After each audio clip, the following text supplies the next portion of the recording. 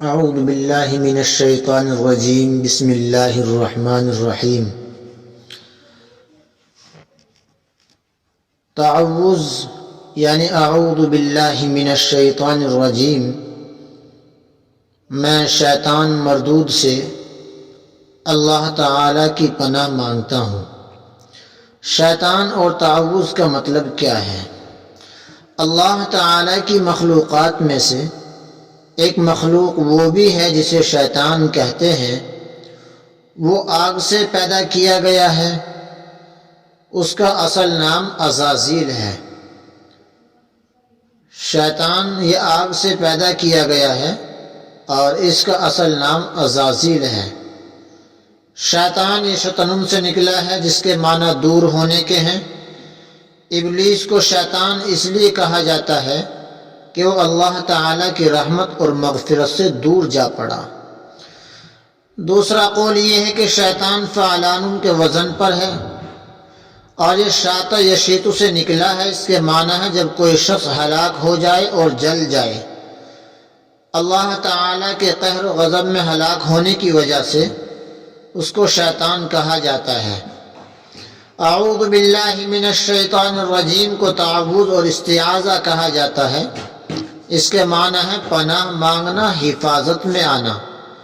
اس کا مطلب یہ ہوا کہ اس کے ذریعے اللہ تعالیٰ کی بارگاہ میں شیطان سے پناہ کی درخواست دینا ہے تاکہ وہ ہمیں دین اور دنیا میں کوئی نقصان نہ پہنچا سکے، کسی ایسے کام سے نہ روک دے شریعت میں جس کے کرنے کا حکم دیا گیا ہے۔ قرآن کریم کی تلاوت کے لیے استعاذہ، جمہور علماء کا اس پر اتفاق ہے کہ استعاذہ یعنی اعوذ باللہ من الشیطان الرجیم قرآن کریم کا جز نہیں ہے، لیکن قرآن کی تلاوت شروع کرنے سے پہلے اس کا پڑھنا پسندیدہ ہے، اچھا ہے۔ اللہ تعالی فرماتے ہیں فَإِذَا قَرَأْتَ الْقُرْآنَ فَاسْتَعِذْ بِاللَّهِ مِنَ الشَّيْطَانِ الرَّجِيمِ سورہ نحل کی آیت ہے۔ تو جب تم قرآن کریم کی تلاوت کرو تو شیطان مردود سے اللہ تعالیٰ کی پناہ مانگ لیا کرو۔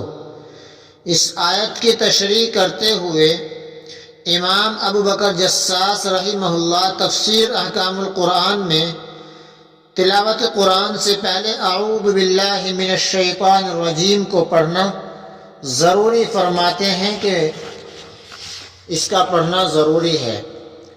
شیطان یہ نہیں چاہتا کہ کوئی تلاوت کرے۔ قرآن کریم کی تلاوت اہم عبادت ہے جس سے روکنے کے لیے شیطان بھرپور کوشش کرتا ہے۔ نیز تلاوت کرنے والا اللہ رب العزت سے ہم کلام ہوتا ہے اور اللہ تعالی اچھی طرح تلاوت کرنے والے کو پسند کرتے ہیں اور اس کی طرف متوجہ ہوتے ہیں۔ شیطان کب اس بات کو پسند کرتا ہے کہ انسان ایسا کام کرے جس کی وجہ سے اللہ تعالیٰ اس سے پیار کرے۔ اس لیے تلاوت سے پہلے شیطان مردود سے پناہ مانگنے کو کہا۔ اس میں گویا بندہ یہ اقرار کرتا ہے کہ میں فقیر اور محتاج ہوں، کیونکہ پناہ وہی شخص چاہتا ہے جو اپنے آپ کو محتاج اور فقیر سمجھتا ہے۔ تلاوت بند ہو جانے پر تعوذ کا حکم کیا ہے؟ تلاوت کرنے والا اگر کسی عذر کی وجہ سے تلاوت روک دے، وہ عذر خاص سوال ہو یا کوئی دوسرا کلام، لیکن تلاوت ہی سے متعلق ہو، تو تعوذ کا اعادہ نہ کرے، یعنی اعوذ باللہ من الشیطان الرجیم کو دوبارہ نہ پڑھیں۔ مثلا تلاوت کرتے کرتے عذاب کی آیت آئی تو اللہ تعالیٰ سے عذاب سے پناہ مانگنے لگا، یا رحمت کی آیت آنے پر رحمت مانگنے لگا، البتہ تلاوت چھوڑ کر کسی دنیاوی کام میں مشغول ہو گیا اور پھر دوبارہ شروع کیا تو اس وقت تعوذ اور بسم اللہ پڑھنا چاہیے۔ نماز میں اعوذ باللہ کب پڑھی جاتی ہے بھی ایک اہم مسئلہ ہے، اس کو بھی سمجھ لیں۔ نماز میں سورہ فاتحہ کی تلاوت سے پہلے یعنی الحمد شریف کی سورت کی پڑھنے سے پہلے اعوذ باللہ ضروری ہے۔ حضرت امام ابو حنیفہ رحمہ اللہ فرماتے ہیں کہ نماز کی پہلی رکعت میں تعوذ یعنی اعوذ باللہ من الشیطان الرجیم اور تسمیہ یعنی بسم اللہ الرحمن الرحیم دونوں سنت ہیں، جبکہ باقی رکعتوں میں صرف تسمیہ مستحب ہے یعنی بسم اللہ پڑھنا۔ دینی کتاب سے پہلے تعوذ کا کیا حکم ہے؟